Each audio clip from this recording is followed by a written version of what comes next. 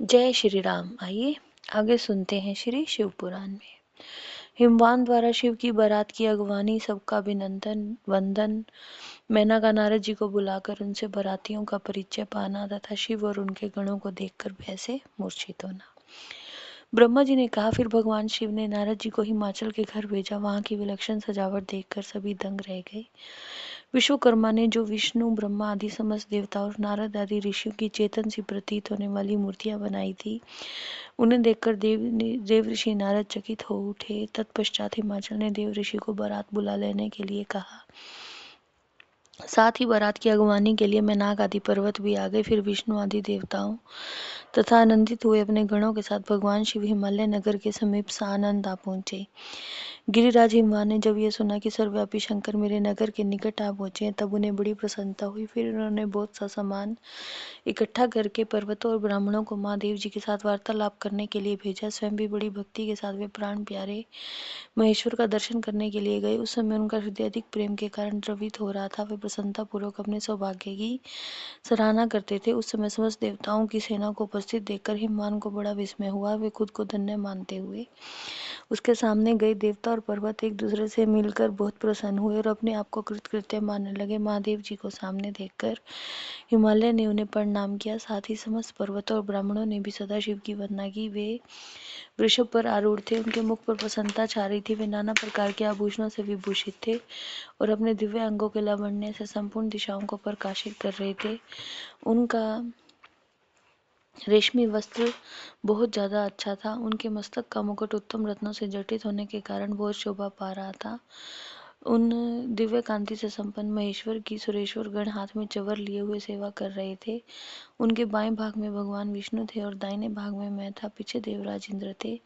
अन्य देवता आदि भी पीछे तथा अगल बगल में विद्यमान थे। नाना प्रकार के देवता आदि उन लोक कल्याणकारी भगवान शंकर की स्तुति करते जाते थे। उन्होंने स्वेच्छा से शरीर धारण किया था।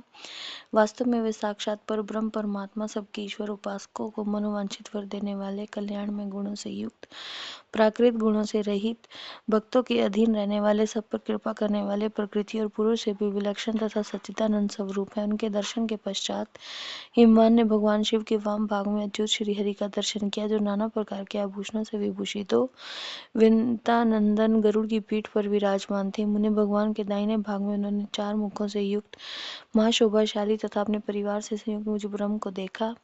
भगवान शिव के सदा ही अत्यंत प्रिय उन दोनों देवेश्वरों का दर्शन करके परिवार सहित गिरिराज ने आदरपूर्वक प्रणाम किया।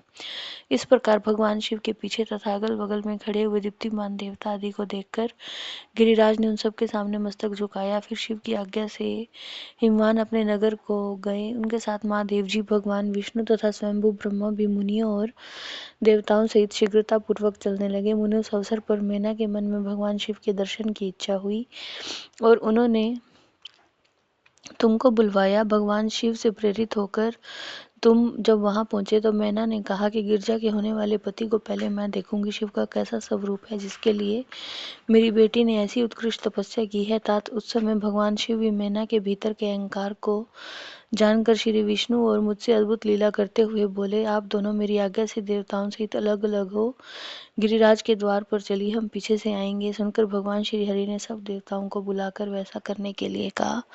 शिव के चिंतन में तत्पर रहने वाले समस्त देवताओं ने शीघ्र ही वैसी व्यवस्था कर दी और पृथक पृथक यात्रा की। मुने मैना अपने मकान के सबसे ऊपरी भवन में तुम्हारे साथ खड़ी थी। उस समय भगवान विश्वेश्वर ने खुद को ऐसी वेशभूषा में दिखाया जिससे मैना के हृदय को ठेस पहुंचे। सबसे पहले बारात के जुलूस में विविध वाहनों पर विराजित, खूब सजे धजे बाजे गाजे के साथ पताकाएं फहराते हुए वसु आदि गंधर्वाए, फिर यक्ष, यमराज,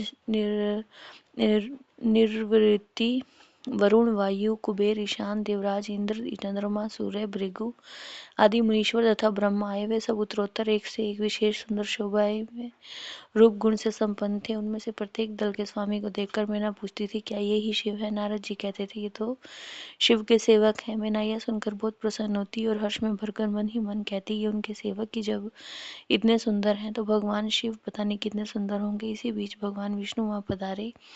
वे संपूर्ण शोभा से संपन्न, श्रीमान, नूतन, जलधर के समान श्याम तथा 4 भुजाओं से युक्त थे। उनका लावण्य करोड़ों कंदर्पों को लज्जित कर रहा था। वे पीताम्बर धारण करके अपनी सहज प्रभा से प्रकाशित हो रहे थे। उनके सुंदर नेत्र प्रफुल्ल कमल की शोभा को छीन लेते थे। उनकी आकृति से शांति बरस रही थी। पक्षीराज गरुड़ उनके वाहन थे। शंख चक्र आदि लक्षणों से युक्त, मुकुट आदि से विभूषित भगवान विष्णु बहुत ही प्यारे लग रहे थे। बड़े हर्ष से मैना बोली, ये होंगे भगवान शिव। तो नारद ने कहा कि नहीं देवी, ये भी शिवा के पति नहीं हैं, ये केशव हरि हैं।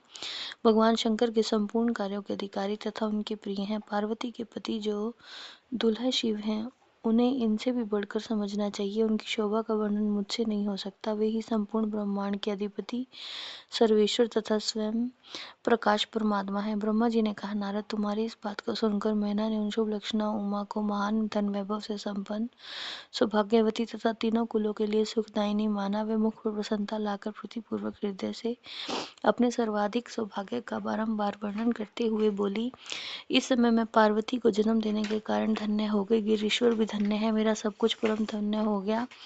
जिन जिन तेजस्वी देवताओं और देवेश्वरों का मैंने दर्शन किया है, इन सबके जो पति हैं, वे मेरी पुत्री के पति होंगे। उनके सौभाग्य का क्या वर्णन किया जाए। भगवान शिव को पति रूप में पाने के कारण पार्वती के सौभाग्य का 100 वर्षों में भी वर्णन नहीं किया जा सकता। जय श्री राम।